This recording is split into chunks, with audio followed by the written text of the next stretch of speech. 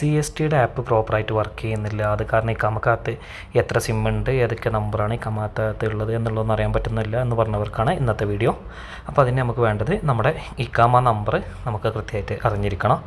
അതുപോലെ തന്നെ ഒരു ഇക്കാമയിൽ രജിസ്റ്റർ ചെയ്തിട്ടുള്ള ഒരു സൗദി നമ്പർ നമ്മളെ കയ്യിലുണ്ടായിരിക്കണം. ഇക്കാമക്കകത്തുള്ള ഡേറ്റ് ഓഫ് ബർത്തും നമുക്ക് കറക്റ്റായിട്ട് അറിഞ്ഞിരിക്കണം.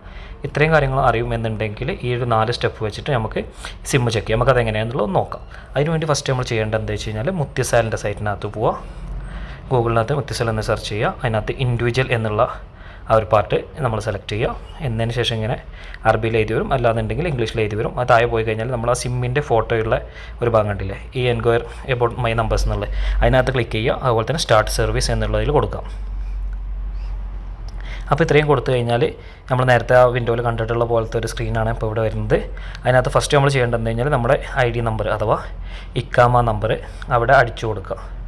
അത് കൃത്യമായിട്ട് അടിച്ചു കൊടുത്തതിന് ശേഷം താഴെ വരുന്ന ഓപ്ഷനിൽ ക്ലിക്ക് ചെയ്തിട്ട് നമ്മൾ ഡേറ്റ് ഓഫ് ബർത്ത് നമുക്കവിടെ സെലക്ട് ചെയ്തെടുക്കാം. ഒന്നുമില്ലാന്നുണ്ടെങ്കിൽ നമുക്ക് ഇയറും കാര്യങ്ങളൊക്കെ അതിനകത്ത് നിന്ന് തന്നെ സൈഡിലേക്ക് ഇങ്ങനെ ടാപ്പ് ചെയ്ത് പോയിട്ട് എടുക്കാം. അതല്ലാന്നുണ്ടെങ്കിൽ ജസ്റ്റ് റാൻഡംലി ഏതെങ്കിലും ഒരു ഡേറ്റ് സെലക്ട് ചെയ്യുക. എന്നതിന് ശേഷം നമുക്ക് നമ്മുടെ ഡേറ്റ് ഓഫ് ബർത്ത് അതിനകത്ത് എഡിറ്റ് ചെയ്ത് കൊടുക്കാവുന്നതാണ്. ഇപ്പോൾ നിങ്ങൾ സ്ക്രീനിൽ കാണുന്ന പോലെ ജസ്റ്റ് ഞാൻ വർഷം മാത്രമോ അല്ലെങ്കിൽ ഒരു ഇയർ മാത്രമായിട്ട് ഏതെങ്കിലും സെലക്ട് ചെയ്തെടുത്തു, കണ്ടോ. അപ്പോൾ അത് പ്രോപ്പറല്ല. എന്നതിന് ശേഷം ഞാൻ അവിടെ വന്നിട്ട് പിന്നെ എഡിറ്റ് ചെയ്യുകയാണ് ചെയ്യുന്നത്. അപ്പോൾ നമ്മൾ ജസ്റ്റ് നമ്പർ ഇത് സെലക്ട് ചെയ്തിട്ടുണ്ട്. പക്ഷേ അതിന് ശേഷം നമ്മൾ പ്രോപ്പറായിട്ടുള്ള ഇത് ഏതാണോ എന്നുണ്ടെങ്കിൽ അവിടെ ജസ്റ്റ് എഡിറ്റ് ചെയ്തിട്ട് ആ പ്രോപ്പറായിട്ടുള്ള ഡേറ്റ് ഓഫ് ബർത്ത് നമ്മൾ കൊടുക്കുക. എന്നിട്ട് നമ്മൾ ജസ്റ്റ് എൻ്റർ ചെയ്ത് കഴിഞ്ഞാൽ പിന്നെ താഴെ വരുന്ന ഒരു യെസ് നോ എന്നുള്ള 2 ഓപ്ഷൻസ് കാണിക്കുന്നുണ്ടാവും. അത് നമ്മുടെ കയ്യിൽ ഈ ഇക്കാമ രജിസ്റ്റേർഡ് മൊബൈൽ നമ്പർ ഉണ്ടോ എന്നുള്ളതാണ് ചോദിക്കുന്നത്. അപ്പോൾ അവിടെ യെസ് എന്ന് കൊടുത്തു കഴിഞ്ഞാൽ നമുക്കൊരു നമ്പർ അടിച്ചെടുക്കാനുള്ള കോളം വരും. അവിടെ ജസ്റ്റ് നമ്മൾ 05 എന്ന് സ്റ്റാർട്ട് ചെയ്യുന്ന നമ്മളെ മൊബൈൽ നമ്പർ ഫുള്ളായിട്ട് 10 അക്കം അടിച്ചു കൊടുക്കുക. എന്നതിന് ശേഷം ഈ താഴെ കാണുന്ന ഈ ഒരു എഴുത്ത് അതുപോലെ തന്നെ ഈ ക്യാപ്ചർ ചെയ്യാനുള്ള ആ ഒരു ഇത് ജസ്റ്റ് അതുപോലെ തന്നെ അവിടെ നിന്ന് അടിച്ചു കൊടുക്കുക. എന്നതിന് ശേഷം എൻക്വയർ എന്നുള്ള അതിനകത്ത് ക്ലിക്ക് ചെയ്യുക. അപ്പോൾ ലോഡ് ആയതിനു ശേഷം ഒരു OTP വരും. നമ്മൾ ഏത് നമ്പറാണോ കൊടുത്തിട്ടുള്ളത്, ഈ കമക്കകത്ത് നമ്മൾ രജിസ്റ്റേർഡ് ആയ ഒരു നമ്പർ നമ്മൾ കൊടുത്തല്ലോ, അതിനകത്ത് ഒരു OTP വരും, 4 അക്ക OTP. ഇപ്പോൾ എൻ്റെ OTP വന്നിട്ടുണ്ട്. ഞാൻ ജസ്റ്റ് അവിടെ അടിച്ചു കൊടുത്തതിന് ശേഷം ഓക്കെ എന്ന് ക്ലിക്ക് ചെയ്യുമ്പോൾ ഒന്ന് ലോഡാവും. ലോഡായതിന് ശേഷം നമുക്ക് കറക്റ്റായിട്ട് അതിൻ്റെ വിൻഡോ തുറന്നു വരുന്നതായിരിക്കും. ഇപ്പോൾ നിങ്ങൾക്ക് ഈ സ്ക്രീനിൽ കാണുന്ന പോലെ തന്നെ ഇങ്ങനെ ഒരു വിൻഡോ തുറന്നു വരും. ടോട്ടൽ നമ്പർ ഓഫ് നമ്പേഴ്സ് എന്ന് കാണിക്കുന്നുണ്ട്. അതേപോലെ തന്നെ ടോട്ടൽ സർവീസ് പ്രൊവൈഡേഴ്സ് എന്ന് കാണിക്കുന്നുണ്ട്.